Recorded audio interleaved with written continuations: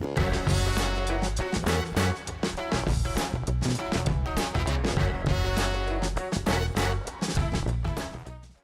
Rider, j'espère que vous allez bien, en tout cas moi ça va extrêmement bien. Cette semaine on se retrouve pour une toute nouvelle vidéo. Après de nombreuses questions en commentaire sur le tuto double écran PC, donc c'est aujourd'hui que je vais vous faire en quelque sorte un tuto 2.0 en reprenant les questions ou les problèmes posés en commentaire. Au cours de cette vidéo j'essaierai d'être le plus précis et complet possible. D'ailleurs si vous avez encore d'autres questions juste après ce tuto, ce qui m'étonnerait mais on sait jamais, ça peut arriver, et bien ça se passe dans l'espace commentaire ou dans mon serveur Discord qui se trouve en lien dans la description. Du coup on est parti pour la vidéo. La première étape de ce tuto va être le câblage entre vos écrans et vos ordinateurs portables ou fixes.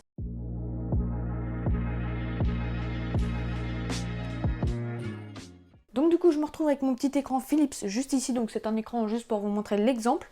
Donc je pense que la plupart des gens savent, au dos de votre écran du coup, je montre au cas où qu'il y ait des gens qui auraient toujours des questions. Donc on a du coup un port HDMI, donc cet écran ne contient pas de port DisplayPort mais ce n'est pas grave puisque on a la possibilité d'acheter un adaptateur. Donc du coup on a un HDMI, un DVI et un VGA. Donc moi ce que je vais directement faire c'est qu'en gros vu que ma carte graphique fait de l'HDMI, je vais relier ça en HDMI. D'un côté ce que vous faites c'est que vous branchez du coup l'HDMI. Donc c'est vraiment histoire pour les débutants, je sais que la plupart des personnes savent faire ça, c'est vraiment très rare. Mais je le montre pour que le tuto soit vraiment complet. Du coup, je suppose que vous voyez pas très bien. On a le port HDMI juste ici. Et donc je vais juste brancher le câble. Voilà.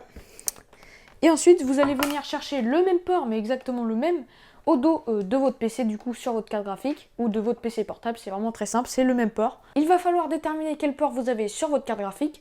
Attention tout de même, si vous êtes sur PC portable, vous aurez forcément moins de ports que sur un PC fixe. Pour la part, ma carte graphique possède 2 ports HDMI et mon écran également, donc je n'ai pas de soucis à ce niveau-là. Sachez quand même qu'il existe une multitude d'adaptateurs sur internet. Donc par exemple, vous avez un DisplayPort sur votre écran mais pas sur votre PC. Il vous suffira de prendre un adaptateur du port de votre carte graphique vers celui de votre écran. Normalement, la majorité des cartes graphiques en 2022 sont compatibles avec le double écran.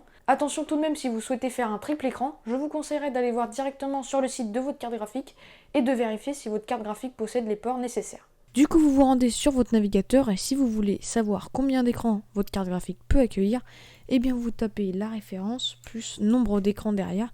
Donc moi personnellement ça a marché du coup RTX 2060 Dual Asus nombre d'écrans. Et du coup, nous nous retrouvons avec le site de LDLC donc, qui indique que le nombre d'écrans maximum est de 4. Comme vous le voyez, le nombre d'écrans est de 4. Pourtant, les connectiques de sortie vidéo ont 2 fois DisplayPort femelle, un DVI femelle et 2 HDMI femelles. Donc moi, personnellement, j'aime faire 2 HDMI plus un DisplayPort pour avoir un triple écran. Pour vous montrer que ça marche, je vais essayer avec une autre carte graphique. Donc par exemple, MSI RTX 2060. Donc du coup, comme vous le voyez, les RTX 2066 Go supportent jusqu'à 4 écrans. Donc j'espère avoir résolu vos problèmes et plus particulièrement celui de l'abonné qui a posé cette question. Une fois câblé, il vous restera plus qu'à lancer votre PC, à vous rendre sur votre bureau et à faire le raccourci Windows P qui vous permettra d'accéder directement aux paramètres pour projeter votre écran.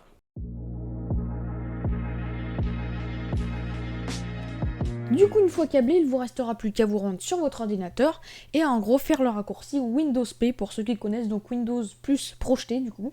Donc vous faites ça Windows P. Ensuite du coup vous apparaissez dans ce menu, donc moi c'est déjà étendre puisque j'ai déjà mon double écran appliqué, mais vous normalement ça sera écran du PC uniquement. Donc surtout faites bien étendre et ne pas dupliquer puisque si vous dupliquez en fait vous aurez 2 fois le même écran, donc peut-être que vous remarquerez pas mais vous pourrez pas du coup aller sur un deuxième écran, donc c'est pour ça qu'il faut bien faire étendre. Et normalement, si tout va bien, vos écrans seront étendus comme vous le voyez juste ici. Si vous n'arrivez pas à aller sur votre autre écran, vérifiez bien la composition de vos 2 écrans dans les paramètres d'affichage. Pour aller dans les paramètres d'affichage, vous faites clic droit sur votre bureau, paramètres d'affichage. Du coup, ça va vous emmener juste ici et c'est maintenant que je voulais vous parler de ça. Comme vous le voyez, nous avons 2 petites fenêtres, donc en gros le 1 et le 2, c'est vos 2 écrans. Donc ce qu'il faut savoir, c'est que ces 2 écrans, on peut les bouger. Et en gros, vous pourrez déterminer quel est votre écran principal. Donc par exemple, là, si je fais ça, clac, eh bien j'ai inversé les 2 écrans. Donc moi, clac, le deuxième, il est à gauche. Alors au niveau du son, j'ai eu plusieurs retours. Par exemple, vous aviez un problème car le son ressortait de votre écran et vous voulez qu'il ressorte de vos enceintes ou de votre PC. Donc c'est très simple à régler et je vais vous montrer ça maintenant.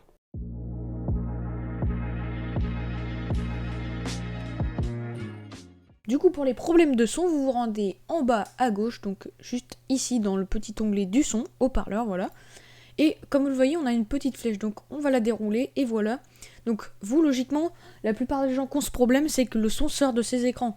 Donc comme vous le voyez, MSI G241, hop. Donc moi, c'est bien mes haut-parleurs ou du coup le haut-parleur de la carte mère. Donc moi, j'ai mis mes enceintes. Vous pouvez sélectionner tout, sauf vraiment le son des écrans, c'est pas recommandé. Après, ça dépend quel écran vous avez, bien sûr. Donc moi, du coup, j'ai mis haut-parleur. Et voilà, vous êtes directement sur le haut-parleur de votre PC. On m'a également demandé si on pouvait faire un double écran avec 2 PC portables.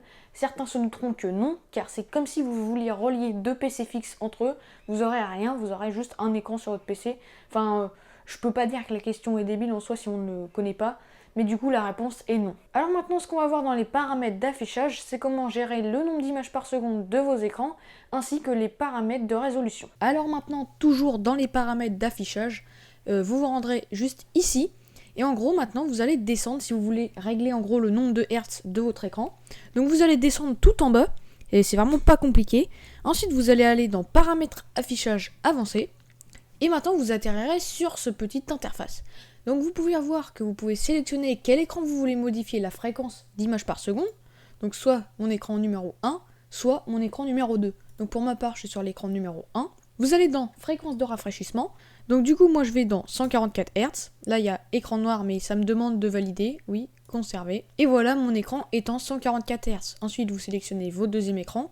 Vous faites la même manipulation. Donc moi, comme vous le voyez, 144 Hz et 144 Hz. Donc mes deux écrans sont bien réglés pour leur fréquence. Ensuite, vous faites retour et vous retournez dans ces paramètres d'affichage. J'ai vu quelqu'un, par exemple, dans les commentaires qui avait la qualité de son second écran en 720p. Pour qui, pourquoi, on ne sait pas.